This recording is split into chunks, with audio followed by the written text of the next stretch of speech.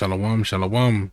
Brakata Yahweh, Brakata Yahweh Shai, Brakata Yahweh, Brakata Yahweh Shai, Brakata Yahweh, Brakata Yahweh Shai, Call Haloyim La, Yahweh, Bashem Yahweh Shai, Bahashem, Rechaha Kodash.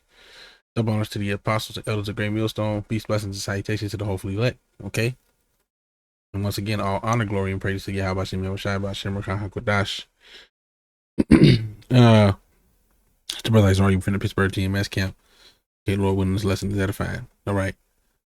So as the title of the video was, the elder apostle just put up a few minutes ago, the title is the spirit wants us to go in on the charagma, okay? And it prompted me to kind of reiterate, something I've been saying at camp, something I heard Elder Yashawamba say or reiterate recently, which I'm sure people have been saying this, okay? You got these guys, Elder Apostle Tahar just did a video on these guys that came out, Sons of Thunder, and they said that the M.O.T.B was one particular thing, okay? And then you got these guys, the guy Nate, from the IUIC, who also is, completely going off as to what the M.O.T.B, okay, which that's an acronym, okay, for the thing spoken about in the book of Revelation, okay, which, let me see here. I don't want to give away the lesson too much of what I'm trying to go into, but I do want to go pull that up, okay? Go right here without losing my current status, and hey, look, it's boring to you that we keep going into the same thing, then so be it. Be unprepared when the time comes. All right, and that's on you. That's between you and the Most High, right? Revelation 13, and we'll get the point, right? Verse 16, he calls of all, both small and great, rich and poor, free and bond, to receive a charagma. That with this word M-A-R to the kizzy, okay, M-A-R to the kid, to the K. In the Greek is charagma, okay, or karagma, as they pronounce it when you play it back. It says in their right hand or in their foreheads. We're going to go into this. I've been hearing people, we've been hearing people erroneously, speak about what the M-A-R to the kizzy of the Most High is, and what the M-A-R to the key of the beast is, okay? And so, the main thing that they've been saying is that the M-A-R-K of the Most High is the laws, which is incorrect, okay? Let's get that.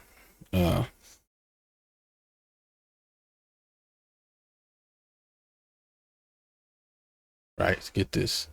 CQ 9:4 says, and Yahweh said unto him, go through the midst of the city, through the midst of Jerusalem, and set a mark upon the foreheads of the men that sigh and that cry for all the abominations that be done in the midst thereof. Now, if we go to this word, okay, let's go to the blue letter, because people seem to be ignoring what this actually is, okay? We're going to go to it, all right? If I can find a dang on link to Ezekiel, okay? Lock in, bear with me here. Please, yes, there we go. 9, okay? Ezekiel 9, okay, and 4. And we'll go to that word, okay, H8420, which I think I got it. No, I don't have it pulled up. The Wah, okay, Tha and Wah, okay, the Wah. All right, which says M-A-R-K as a sign of exemption from judgment. Okay, now do the laws exempt you from judgment? No, they do not, because the scriptures say, okay, if you break one, you've broken them all.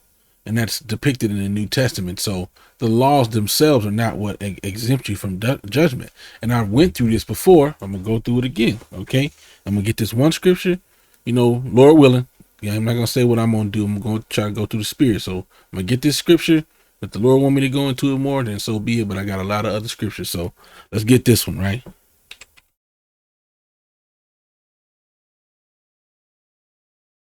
You guys gotta change what you're saying, right? Galatians 2:16 says, knowing that a man is not justified by the works of the law, but by faith of Yahweh Shai HaMashiach. Even we have believed in Yahweh Shai HaMashiach, that we might be justified by the faith of Hamashiach, and not by the works of the law. For For by the works of the law shall no flesh be justified. All right. So does that mean we're gonna not do the law? Doesn't mean that. That's not what we're teaching. What we are teaching is to say that the mark of the Most High is the law is erroneous, that you do err not knowing the scriptures nor the power of the Most High. Now, faith without works is dead. We are going to keep the law to the best of our ability. Okay.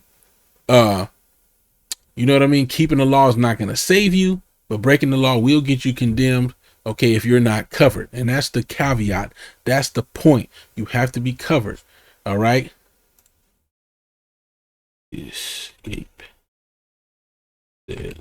And like I said, I had to go through the spirit. Well, when this is the last one, we'll see. Second Edges 9:7 says, and every one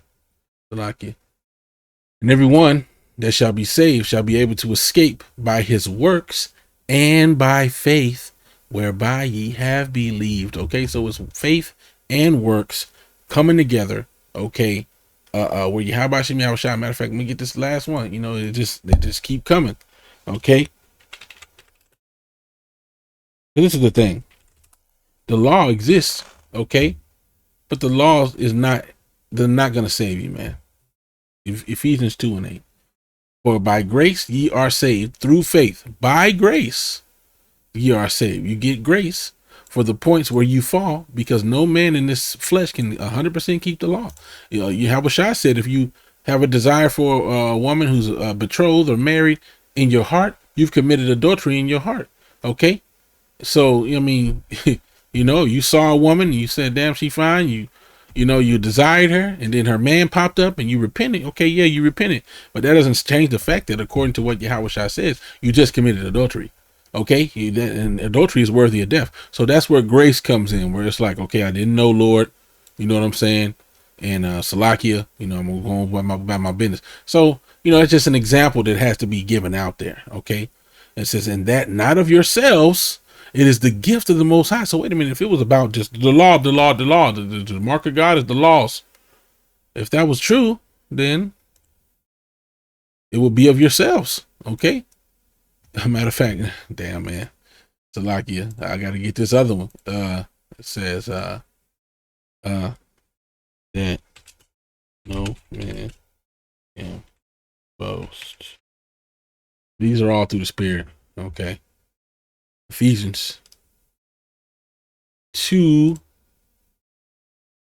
and 28, and base things of the world and things which are despised have the Most High chosen, yea, and things which are not, to bring to naught things that are, that no flesh should glory in his presence.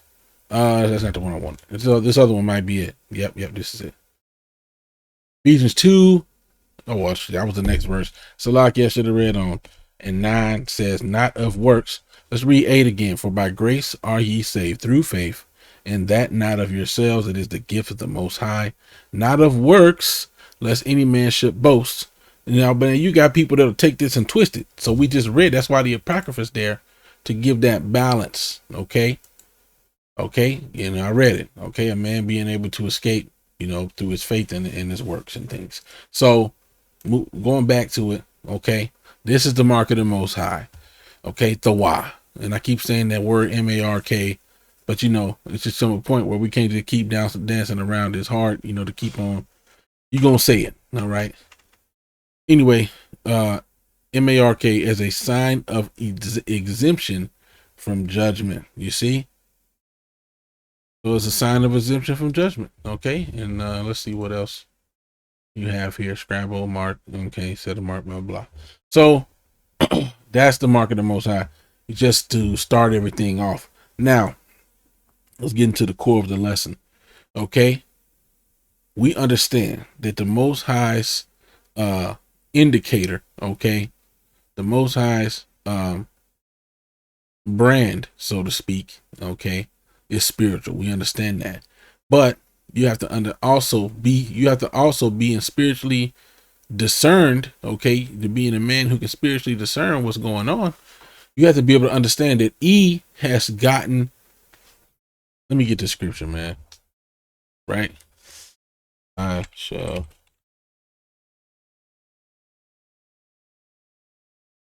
all right, Isaiah 14:14, right? uh Isaiah 14:13 says, "For thou hast said in thine heart, I will ascend into heaven, I will exalt my throne above the stars of the Most High. I will sit also upon the mount of the congregation in the sides of the north. I will ascend above the heights of the clouds. I will be like the Most High." Okay, so how is this devil being like the Most High? He has all this technology to monitor you.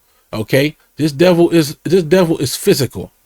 This devil is physical. He has physical ways to try to embody the same thing that the Most High Yahweh Bashim Yahushai is doing. So if the Most High Yahweh Bashim Yahushai's mark is spiritual, this devil's mark is going to be physical. You see, that's the only way he can keep up with it.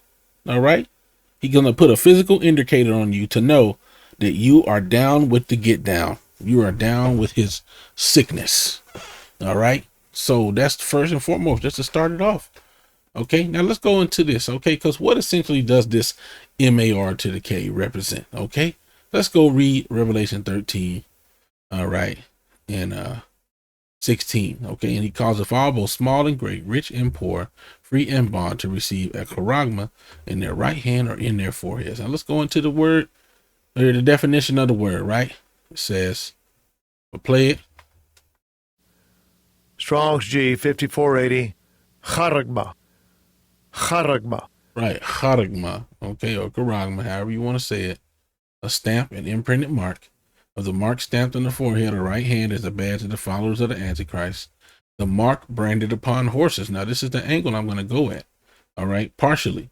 The thing carved, sculptured, graven work of idolaters' images. So let's go further. Okay, what I did was I took this one here. I hit the middle click button, and this opened up in my next window. All right, this is the next layer of that definition. Right, let's hit play. Strong's G 5482, charax. Charax. Charax, okay, which is a part of the compound word charagma. Okay, that's a 3-part word, charagma. Right, so let's see what this one means. Right, it says a pale or stake, a palisade or a rampart, a pales which between stones, timbers, blah blah blah. It says to sharpen to a point, right, akin to G1125 through the idea of scratching. A stake, by implication, a palisade or rampart. Now this is going to become very clear and important very soon. Now I also likewise clicked, you see how it says G1125 up here, G1125, just to show you that I ain't pull up no random words. All right, now this one says here to write, okay, so on and so forth. So basically to write something, right? Grapho, right? And we also know, so grapho, right? Now let's get the importance of this, right? Now, when we've read the first definition, it says of the mark branded upon horses. Okay. Now, what's the purpose of branding animals? The purpose of branding animals is to identify. Okay. Branding livestock. Branding is a method of proving ownership or origin of an animal. And I'm gonna have to close these because I want to keep up with what I have. I may keep this. I'm gonna delete it. Yeah, I'm gonna come back to that. Okay. Branding is a method of proving ownership or origin of an animal and may be performed by a hot iron, freezing, blah, blah, blah, right? But we understand and know that sometimes there's ear tags that they put on cattle, okay? Different animals, they bore a hole through their ear, okay? Now, those that are spiritual may see where I'm going with this, right? Okay, you have certain earmarks, sometimes they would cut a design.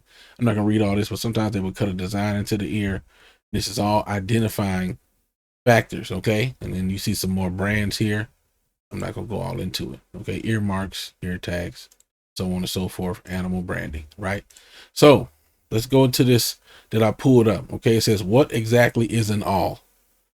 The awl is mentioned only 2 times in the Bible. Here the references Exodus 21:6. And his master shall bring him unto the judges. He shall also bring him to the door, unto the doorpost. And his master shall bore his ear through with an awl, and he shall serve him forever. It says, then thou shalt take an awl and thrust it through his ear unto the door, and he shall be thy servant forever. And also unto thy maidservant thou shalt do likewise. Okay? The awl is simply another spelling for the word all. Okay, it says this is a small tool with a long, sharp point used for making holes. Now, I closed, some of that stuff, but I probably shouldn't have closed them all. See what we can open. No, I ain't gonna do that. That's what we're gonna do. Go back over here. All right. Just real quickly, bear with me, Baba Kashai. We go to this one a lot, so it shouldn't take long to bring it back up. All right. Go back to that word. Okay, we're gonna get to the root again. Okay. Karax. Okay. A pale or stake to sharpen to a point. Okay. So let's go back to let's go to this actual word all in the scriptures. Okay. These are the two scriptures that were just quoted. They're both the same. H 48:36. Okay. This word is maratazai. Maratazai. Maratazai. Okay. This is an awl or boring instrument. Okay. And then there's also a root word, which I have pulled up next. All so-called from its boring root. Okay. Ratazai. And that's the next one, right? Ratazai. Well, I ain't going to play it because it don't sound right. But it's Ratazai. It says to bore or to pierce of the ear. Okay. All right. So basically, as you see, it's to pierce through, to transfix. Okay. So we are understanding more and more that this is something that was used to pierce through an ear. Now, what was the reason that this was used to pierce your ear? Okay. Well, it was to delineate ownership. All right. It's used to show ownership. This is a small tool with a long, sharp point used for making holes, usually in leather and wood. Boom, boom, boom. Right. So this is essentially or akin to what this devil is doing. Okay. And my phone had to agree with that, as the Apostle Gabar says. Elder Apostle Gabar, my phone agreed. Okay. Because what's happening is this devil is putting a mark of ownership upon you. Going back to the one definition that says a badge or a stamp as the followers of the anti-Messiah. Yes, that's the idea. It's an indicator showing him, okay, showing this devil that you belong to him, and with him not being the Most High. See, the thing about the Most High is the scriptures say the eyes of the Lord are 10 times brighter than the sun, beholding all the ways of man. Okay, but this devil, he doesn't have that power, which is why he's so focused on controlling you. He's so focused on knowing, see, the Most High knows what money's being spent across the world. But this devil wants to have that power, but he doesn't have that power. So what does he have to do? He has to come up with a carnal means, i.e. digital currency, so that he can what? So he can track every single purchase you make. All right. Now I got the etymology on this word all. This is a pointed instrument for piercing small holes in leather or wood. Boom, boom, boom. So just, backing it up. Okay. What the all is. Okay. Now, and that's pretty much the point I want to make, is that this devil is taking, and I'm going to get this scripture right. Get this other scripture.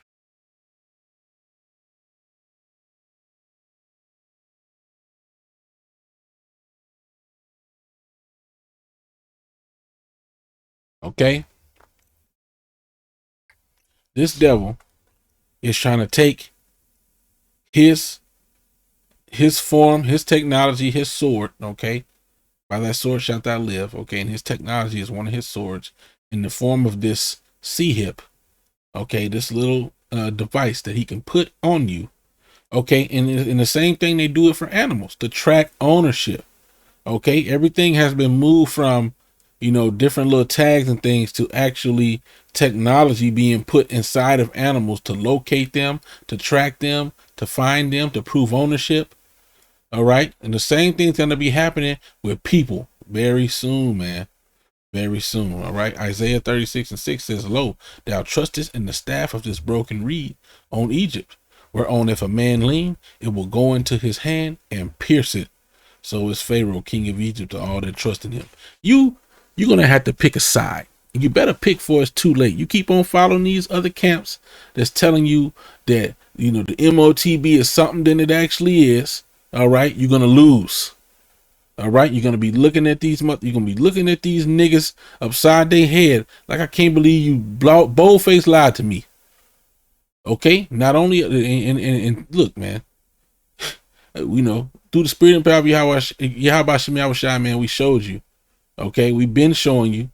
Okay, speaking of the elders, apostles, and brothers of Great Millstone, we've been showing you that the M.O.T.B, okay, is the charagma.